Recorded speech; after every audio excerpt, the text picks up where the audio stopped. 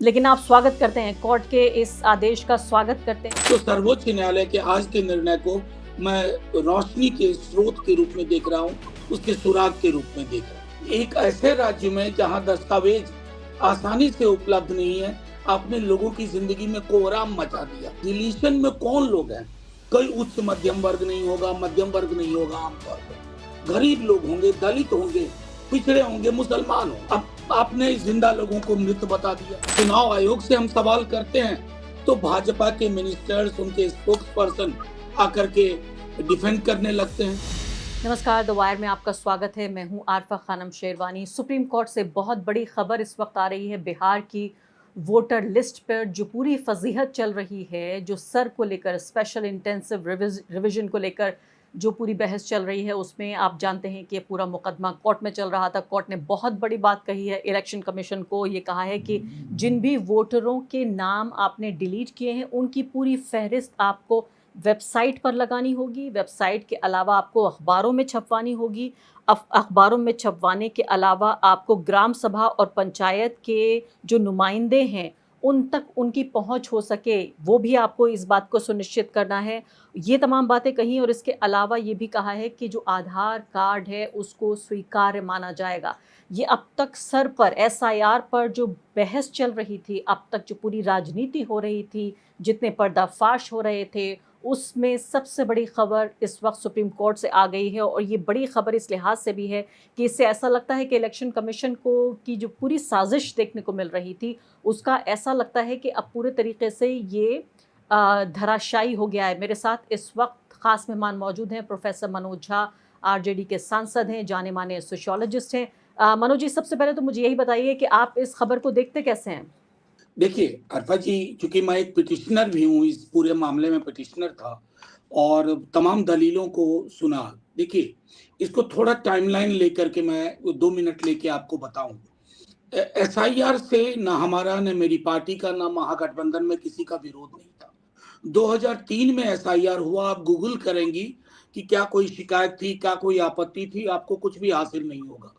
Flawless गया था 2003 का।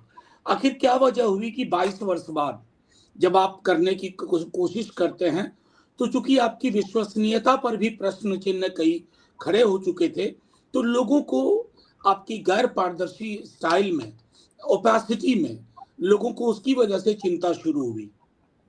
जब हम माननीय सर्वोच्च न्यायालय गए, तो माननीय सर्वोच्च न्यायालय ने 2 अवसरों पर आधार कार्ड को लेकर के कहा, चूंकि बिहार में अगर एक डॉक्यूमेंट डेफिशिएंट स्टेट है बिहार, जो भी दस्तावेज, 11 दस्तावेज चुनाव आयोग कह रहा था, उसमें किसी का सैचुरेशन 20%, किसी का 14% है। आधार का 86-87% था। बावजूद आग्रह के, सर्वोच्च न्यायालय के आग्रह के, चुनाव आयोग ने बात नहीं मानी। आज स्पेशली मेंशन किया गया है आधार के इंक्लूजन का। और जैसा नेता प्रतिपक्ष तेजस्वी जी कहते रहे, हम सब पिटीशन में भी डाले, प्रेस कॉन्फ्रेंस में कहा कि वर्गीकृत डेटा दीजिए, रीडेबल, सर्चेबल, कि ये इतने लोग मृत्यु के कारण डिलीट कर दिए गए हैं, इतने लोग शिफ्ट कर गए हैं, माइग्रेट कर गए हैं, इतने लोग duplicated voter ID card holder पाए गए हैं, जो अब तक चुनाव आयोग इनकार कर रहा था।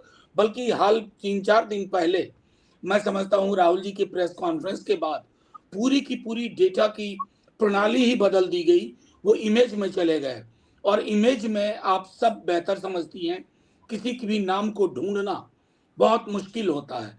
तो आज के इस माननीय सर्वोच्च न्यायालय की पहल को मैं समझता हूं कि एक जो हठधर्मिता थी चुनाव आयोग के आवरण में, उनके उनके तरीके में, आज उस हठधर्मिता को भी एक संदेश मिला है। और जो सबसे महत्वपूर्ण अधिकार है इस किताब में दर्ज, भारत के संविधान में, आज उसको महफूज रखने के लिए, उसको सुरक्षित रखने की एक तरह से गारंटी, उस पर मोहर लगाई है माननीय सर्वोच्च न्यायालय ने। बहुत बड़ी बात कह रहे हैं आप कि जो एक जिद पाल रखी थी, जो हिंदी हिंदी में कहें तो जो हठधर्मिता शब्द का आप इस्तेमाल कर रहे हैं, एक तरह से उसको चोट लगी है। और ये भी समझ में नहीं आ रहा था कि एक पॉलिटिकल पार्टी की तरह बिहेव कर रहा था इलेक्शन कमीशन, एक निष्पक्ष बॉडी की तरह नहीं। लेकिन अब सवाल इसी ऑर्डर के बाद जो सवाल उभर कर आ रहे हैं, मैं वो आपसे पूछूंगी। सबसे बड़ी बात तो जिन हजारों वोटरों को डिलीट कर दिया गया है, अगर मान लेते हैं कि उनकी फहरिस्त जारी हो जाती है, वेबसाइट पे लग जाती है, अखबारों में मिल जाती है, बीएलओ को भी मिल जाती है, आम लोगों को पता चल जाता है कि मेरा डिलीशन हो चुका है, तो इसके बाद अब क्या होगा? अगर मेरा नाम वोटर लिस्ट में नहीं है तो अब मैं क्या कर सकती हूँ? देखिए, अभी मुझको लगता है 22 तारीख को कोर्ट फिर बैठ रहा है और 19 तक उन्होंने चुनाव आयोग से कुछ कागजात फर्दर और डेवलपमेंट मांगे हैं। अब क्या है ना कि ये जो इलेक्शन वेबसाइट जो चीफ इलेक्टोरल ऑफिसर स्टेट के हैं, उसके अलावा डिस्ट्रिक्ट और पंचायत तक एक बार अगर ये फहरिस्त, तो उससे हमें, हमारे कार्यकर्ताओं को और एक अदना आम वोटर को भी आसानी होगी ढूंढने में। और हम समझते हैं कि वो जो कंप्लेन का पीरियड है, अगले दरखास्त हमारी होगी कि उस फेज को बढ़ाया जाए पूरी, क्योंकि देखिए टाइम लाइन जो दिया था इन्होंने 24 को इन्होंने फैसला किया, 25 से शुरू कर दिया। और मैं अभी तो मौसम की बात नहीं करूंगा, एक ऐसे राज्य में जहां दस्तावेज आसानी से उपलब्ध नहीं है, आपने लोगों की जिंदगी में कोहराम मचा दिया। और मुझे दुख के साथ ये कहना पड़ रहा है कि ये कोर्ट में मूव करने से पूर्व हमने चुनाव आयोग को ये सब कहा था। चुनाव आयुक्त महोदय ने कहा अब ये नया चुनाव आयोग है। ये मुहावरा मैं कभी समझ ही नहीं पाता हूँ जब कोई नया किसी चीज में लगा देते हैं। संवैधानिक संस्थाएं, यहाँ तक कि सरकार, यहाँ तक कि संसद, यहाँ तक कि न्यायालय या सर्वोच्च न्यायालय एक निरंतरता की चीज है, एक कंटिन्यूअस एंटिटी है। उसमें आप ये कहें कि ये नया वाला है, पुराना वाला नहीं है, तो उसमें अहंकार और अज्ञानता का एक सम्मिश्रण सा दिखता है।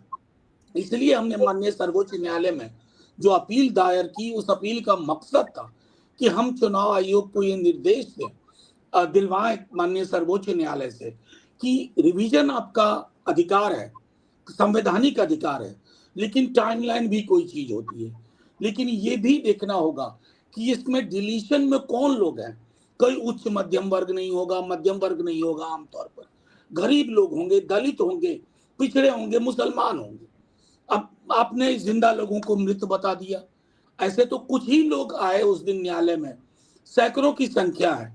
धीरे धीरे अब ये जो कुशन मिला है, इस कुशन के आधार पर चूंकि हमारे पास एक एविडेंस होगा, हम इस चीज को आगे लेके जाएंगे। जी, बहुत बेहतरीन आप बात कह रहे हैं। आप कह रहे हैं कि जिंदा लोगों को मृत बता दिया। मैं यहाँ कह रही हूँ कि यहाँ चुटकुले ये चल रहे हैं कि मृत लोगों को भी जिंदा बता दिया। एक मैंने जोक देखा, एक रील देखी इंस्टाग्राम पे, जहाँ पे वो कह रहे हैं कि भाई हम अपने चचा से मिलने आए हैं जो 5 साल पहले गुजर गए, क्योंकि अभी अभी उनका वोट डाला गया है, तो वो वोट डालने आ जाते हैं। तो यहाँ पर जोक ये चल रहा है कि वोट डालने आए थे तो हम भी उनसे मिल लिए होते। वो साहब जो 5 साल पहले जिनकी मौत हो चुकी है, उनका भी रोल में नाम है। तो यानी आप ये देखिए कि जिस संवैधानिक संस्था का हम जिक्र कर रहे हैं, वो चुटकुलों का पात्र बन गई है, वो हास्यास्पद ये तमाम स्थिति बन गई है। और आपकी बात से मैं सहमत हूँ, जब आप नया कहते हैं, मैं भी फौरन डाउट में पड़ जाती हूँ, सस्पिशन में, जब नया इंडिया बनाने की बात होती है, नया भारत बनाने की बात होती है, ऐसी नया जो इलेक्शन कमीशन है। फिर अगला सवाल आपसे ये है कि तमाम जो मुहिम विपक्ष के जरिए चल रही थी, कांग्रेस पार्टी, आपकी पार्टी और तमाम जो इंडिया ब्लॉक था, क्या अब ये माने कि तमाम आपका संघर्ष खत्म हो गया अब कोर्ट के इस आदेश के बाद? नहीं, इस संघर्ष में कई सारी जिसको कहते हैं लेयर है। अब ये संघर्ष मैं इसलिए बताऊं कि उस दिन जब तमाम विपक्ष सड़कों पे आया, तो संभवतः मुझे स्मरण नहीं है कि मेरी मेमोरी में कभी मैंने चुनाव आयोग की ओपेसिटी, गैर पारदर्शी तौर तरीके को लेकर के कभी समस्त विपक्ष इस प्रकार सड़कों पे आया होगा। मैं, देखिए, दुख के साथ कहना पड़ रहा है, मैं जब उस दिन ऑल पार्टी मीटिंग जो थी इलेक्शन कमीशन में, पहली बार जब हम गए थे कोर्ट जाने से पूर्व, अपने सार्वजनिक जिंदगी में कभी भी मुझे बाहर आके ये नहीं कहना पड़ा था मीडिया से कि इस मीटिंग को मैं सौहार्दपूर्ण नहीं कह सकता। इस वाक्य को बोलने में मुझे अतिशय पीड़ा हुई, क्योंकि मैं अक्सर कहता हूँ अपने विश्वविद्यालय में भी कि सुनना जो शब्द है, जो क्रिया है, उसका अंग्रेजी में 2 शब्द है, हियरिंग एंड लिसनिंग। चुनाव आयोग was hearing us, they were not listening to us. वो लिसन टू करने वाली प्रवृत्ति हमने नहीं देखी। अभी कई सारे मुद्दे हैं, एक एक दिन को हम लोग मॉनिटर कर रहे हैं, क्योंकि जो कुछ हो रहा है बिहार में वो एक प्रिकर्सर है पूरे देश में। पूरा नैरेटिव देखिए बीजेपी क्या बना रही थी, घुसपैठिया। साहब अगर घुसपैठिया एक है कहीं तो किसका फेलियर है?